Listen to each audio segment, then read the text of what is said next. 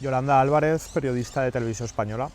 La teua eixida de la corresponsalitat de Televisió Espanyola a Jerusalem va ser molt polèmica. Com són les pressions quan treballes en la secció internacional?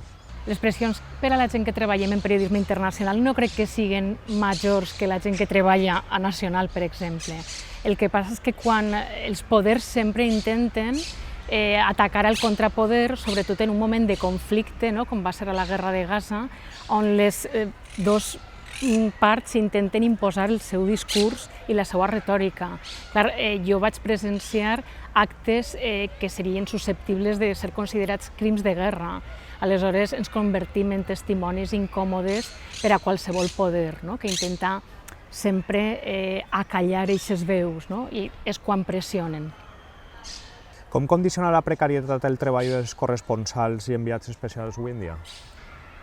Jo em considero afortunada perquè treballo en un mitjà públic, que crec que són necessaris els mitjans públics precisament per la informació internacional que fem, i crec que apostem per una qualitat i una dignitat per al periodista, però en el cas dels freelance, que són cada vegada més, jo crec que els mitjans privats sobretot estan abusant d'una figura que el que genera és molta precarietat i que un freelance, un corresponsal que està o enviat especial en un lloc ha d'estar treballant per a molts mitjans per a que li isca a compte el treball que està fent, no? I aleshores això suposa que no pots treballar tan en profunditat i tan en qualitat com podries treballar quan tu vas en un equip de gent preparada.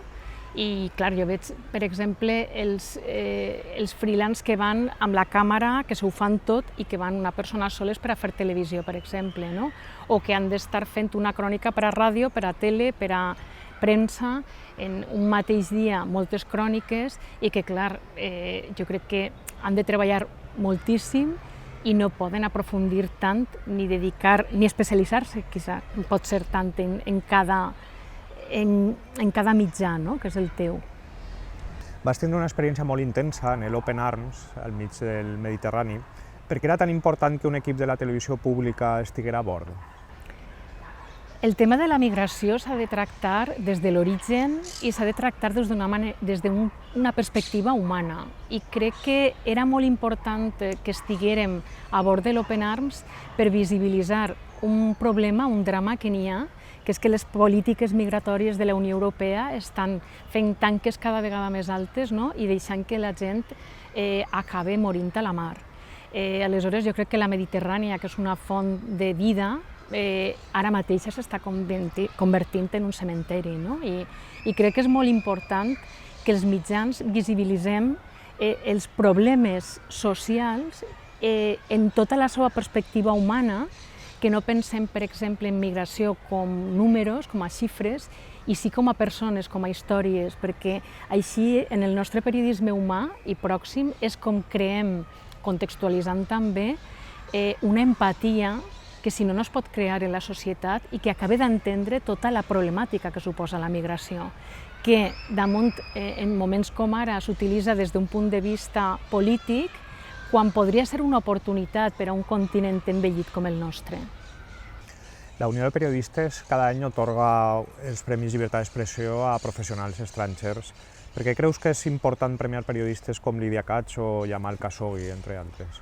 Jo crec que la llibertat d'expressió és molt important reivindicar-la perquè és clau per a altres llibertats i drets fonamentals, no?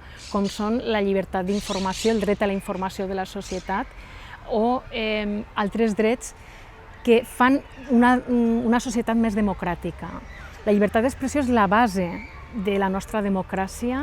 Sense mitjans no podem tindre una democràcia plena i crec que és molt important visibilitzar quan els poders intenten acallar veus, com la de Jamal Khashoggi, per exemple, o de Lídia Catx, són periodistes que només per fer la seva tasca, no? Intentar portar-nos la veritat, han acabat la seva vida o han acabat amenaçant-los.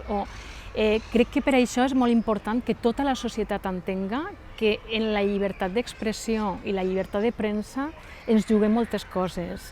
És molt el que n'hi ha en joc, no? I pense que de vegades la societat no és suficientment conscient de com la llibertat d'expressió no és només una cosa dels periodistes, sinó de tots. Que quan nosaltres estem fent la nostra faena, tota la societat pot ser més crítica, pot estar millor informada, ser més democràtica, actuar com a contrapoder dels altres poders i que tot funcioni millor. No? Al final som com un testimoni de tot el que està passant i hem de contar tot el que passa i crec que en una societat ben informada tot és més democràtic i funciona millor.